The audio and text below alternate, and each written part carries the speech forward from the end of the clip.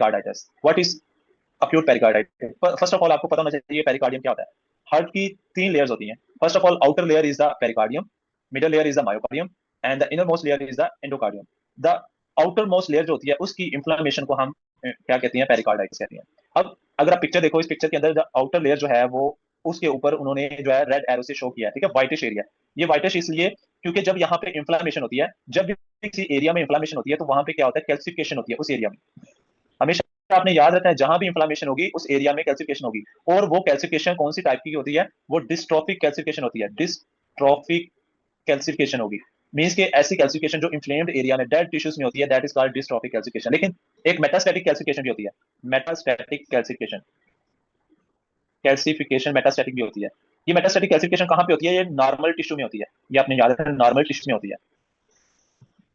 Like ऐसी condition जिसमें hyper calcaemia के चांसेस ज्यादा हो। लाइक कौन सी कंडीशन हो सकती हैं, हमारे पीटीएच एक्सेसिव जो है हाइपर पैराथायराइडिज्म हो सकता है, हाइपर कैल्सीमिया वगैरह कोई ऐसी कंडीशन जो काज करती है, उनमें एक्सेसिव कैल्शियम हमारी बॉडी में डिफरेंट टिश्यूज में डिपॉजिट हो जाती है। That is the metastatic calcification. But the calcification that is deposit in the inflamed और dead tissue, that is called the dystrophic calcification. और आप इसके ऊपर जो है वो देख सकते हो, एक्सरे के ऊपर देख सकते हो, ये जो उन्होंने इस पिक्चर में कि प्रॉपर्ली जो आउटर लेयर है उसके ऊपर कैल्सिफाइड व्हाइटिश एरिया में नजर आ रहा है, एक लाइंस नजर आ रही है। That is the inflammation of the pericardium, that called acute pericarditis. अब हम काजेस डिस्कस करेंगे, कौन कौन से काजेस होते हैं। मोस्ट कॉमनली एसोसिएट ये होती है इन्फेक्शन के साथ, इन्फेक्शियस पेरिकार्डाइटिस होती है। और जो वायरल इन्फेक्शन होते हैं लाइक कोक्साकी बी वायरस, ए वायरस, इको वायरस, ये हाईली एसोसिएशन होते हैं इनका पेरिकार्डाइटिस के साथ। ये एमसीक्यूज आपसे पूछा जाएगा।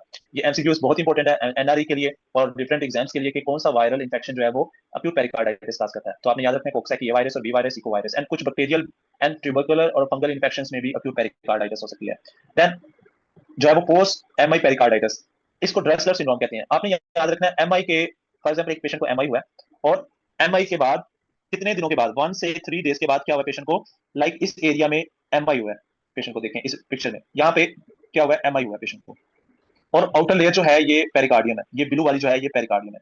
तो 1 से 3 डेज में क्या होता है, अक्यूट इन्फ्लेमेशन होती है। आपने याद रखना है फर्स्ट 24 आवर में आफ्टर एमआई क्या होता है, कोगुलेटिव नेक्रोसिस होता है। आफ्टर 1 to 3 डे क्या होता है, अक्यूट इन्फ्लेमेशन होती है, न्यूट्रोफिल्स आते हैं। आफ्टर 3 से 5 डेज के बाद, 3 से 7 डेज के बाद मैक्रोफेजेस आते हैं, क्रोनिक इन्फ्लेमेशन होती है, ठीक है। देन वीक के बाद जो है वो फाइब्रोटिक चेंजेस जो है वो स्टार्ट होते हैं। तो अक्यूट इन्फ्लेमेशन स्टार्ट होगी यहाँ पे, आपने याद रखना है अक्यूट इन्फ्लेमेशन स्टार्ट होगी। अब अक्यूट इन्फ्लेमेशन जब इस एरिया में हो रही है तो वो साथ में पेरिकार्डियम को भी इन्वॉल्व करेगी, जिसकी वजह से इस एरिया में जो है वो अक्यूट इन्फ्लेमेटरी रिएक्शन पेरिकार्डियम को इन्वॉल्वमेंट की वजह से जो रिएक्शन होगा पेरिकार्डियम में, उसको हम ड्रेसलर सिंड्रोम कहते हैं। Post MI pericarditis which occurs after 1 to 3 days due to inflammatory reaction which occurs in the area जहां पे एमआई होता है, ठीक है। तो उसको आपने याद रखना है, ड्रेसलर सिंड्रोम कहते हैं। और इसमें हम मोस्टली स्टेरॉइड्स देते हैं और एस्पिरिन वगैरह देते हैं और ये रिजॉल्व हो जाती है। देन हम जो है वो यूरिमिक पेरिकार्डाइटिस हो सकती है। यूरिमिक पेरिकार्डाइटिस ऐसे पेशेंट जिनमें क्रोनिक रेनल फेलियर होता है। रेनल फेलियर के पेशेंट्स में जो है वो, क्योंकि इन पेशेंट्स में जो है वो यूरिया ज्यादा हो जाता है बॉडी के अंदर, यूरिया ज्यादा हो जाता है जिसकी वजह से ये यूरिया हमारे पेरिकार्डियम को इफेक्ट करता है और अल्टीमेटली क्या करता है,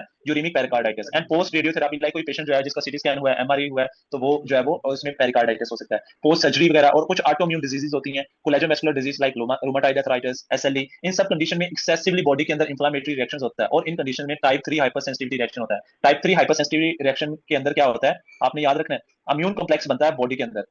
इम्यून कॉम्प्लेक्स जो है, इम्यून कॉम्प्लेक्स जो है वो ब्लड के अंदर बनता है और वो डिफरेंट ऑर्गन्स को इफेक्ट करता है। अगर वो हमारे पेरिकार्डियम को इफेक्ट करेगा, that will lead to the acute pericarditis, ठीक है। और कुछ ड्रग इंड्यूस जो है कंडीशंस होती हैं like procainamide. Procainamide is a class 1 anti arrhythmic drug which is a sodium channel blocker. Hydralazine ये एक वेजोडाइलेटर है जो कि हम हाइपरटेंसिव इमरजेंसी में दे सकते हैं पेशेंट को। साइक्लोफास्फामाइड जो है वो एक एंटी कैंसर ड्रग है, ठीक है। तो ये सारी ड्रग्स जो हैं, ये सारी ड्रग्स एक एक्ट करती हैं एज अ हेप्टन। अपनी याद रखना है, ये सारी ड्रग्स एक्ट करती हैं एज अ हेप्टन। हेप्टन मींस कि हमारा इम्यून सिस्टम इसको रिकॉग्नाइज करता है एज अ फॉरेन एंटीजन, और जिसके अगेंस्ट जो है वो हमारी हाइपर सेंसिटिविटी रिएक्शन स्टार्ट हो जाता है और जिसकी वजह से वो हाइपर सेंसिटिविटी रिएक्शन हमारे पेरिकार्डियम को इन्वॉल्व करता है और which lead to the acute pericarditis. Then कुछ मैलिग्नेंट कंडीशंस हो सकती हैं like primary tumour of heart like mesothelioma which is most commonly associated with asbestosis के साथ, ठीक है। कुछ metastatic pericarditis like breast cancer, lymphomas, leukaemias, ये सारे कैंसर जो है वो इन्फ्लेमेटरी मेडिएटर्स को रिलीज करते हैं और वो इन्फ्लेमेटरी मेडिएटर्स हमारे पेरिकार्डियम को इन्वॉल्व करते हैं और ultimately lead to the inflammation of the pericardium. I hope ये आपको क्लियर हो चुका होगा डिफरेंट काजेस जो हमने डिस्कस किए। देन हम जो है वो नेक्स्ट डिस्कस करेंगे clinical features of acute pericarditis.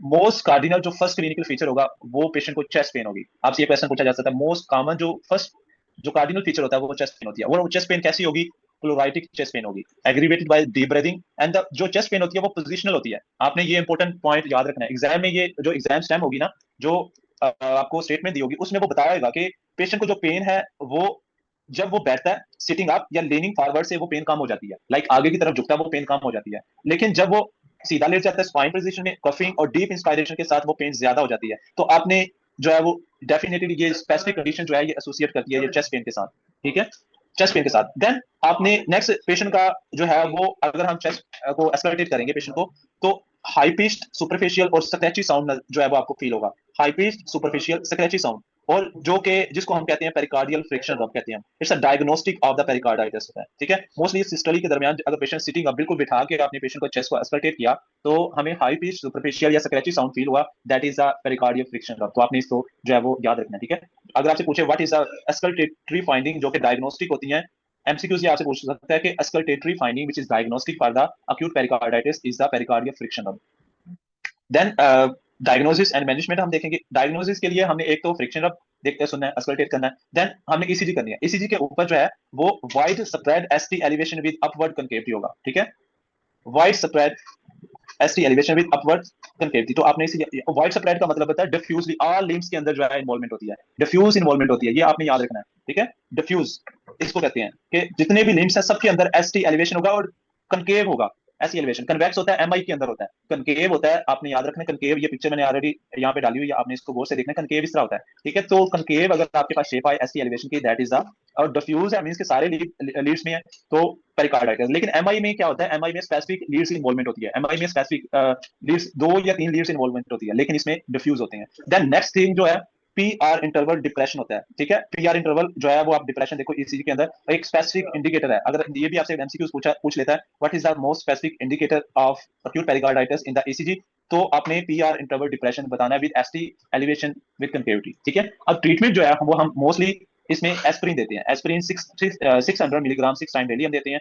NSAIDs ताकि पेन जो होती है वो कम हो सके, तो इसके लिए indomethacin 25 milligram 3 time daily. Steroids ताकि जो, क्योंकि जो ये पेरिकार्डियम इन्वॉल्वमेंट होती है ड्यू टू इंफ्लामेटरी रिएक्शन की वजह से होती है। अब हमने स्टेरॉइड इसलिए देनी होती है ताकि बॉडी के अंदर जो इंफ्लामेटरी रिएक्शन है वो कम हो सके, कम इंफ्लामेशन हो सके। और इंफ्लामेटरी रिएक्शन को कम करने के लिए ताकि वो और पेरिकार्डियम को डिस्ट्रॉय न करे और पेरिकार्डियम को इन्वॉल्व न करे, जिसकी वजह से हम स्टेरॉइड देते हैं। स्टेरॉइड हम जस्ट इंफ्लामेटरी रिएक्शन को कम करने के लिए देते हैं। देन अगर हमारे पास प्लूरेंट प्रूलेंट पेरिकार्डाइटिस है, लाइक कोई बैक्टीरियल इन्फेक्शन की वजह से है, तो उसमें हम एंटीबायोटिक देंगे और पेरिकार्डियोसेंटेसिस करेंगे। पेरिकार्डियोसेंटेसिस मींस कि हम इसका मतलब है कि हम जो है वो नीडल के थ्रू जो है वो पेरिकार्डियल जो कैविटी है, पेरिकार्डियल स्पेस है, उसके अंदर से जो है वो हमने फ्लूइड को निकाल लेना है, ठीक है। जो एक्सोडेटरी फ्लूइड पड़ा होता है वहां से हम निकाल लेते हैं। देन ट्यूबरकुलस पेरिकार्डाइटिस में क्या करते हैं, एंटी टीबी ड्रग्स देते हैं, ठीक है, जो कि आइसोनियाजिड, रिफेम्पिन, ठीक है। और उसके अलावा जो है इथम्बिटॉल, पैराजिनामाइड, ये ड्रग्स दे सकते हैं। और 3 मंथ का कोर्स विद स्टेरॉइड देते हैं ताकि ये जो है वो एक्सेसिवली इंफ्लेमेटरी रिएक्शन इन्वॉल्व ना कर सके। ये हमारे हमने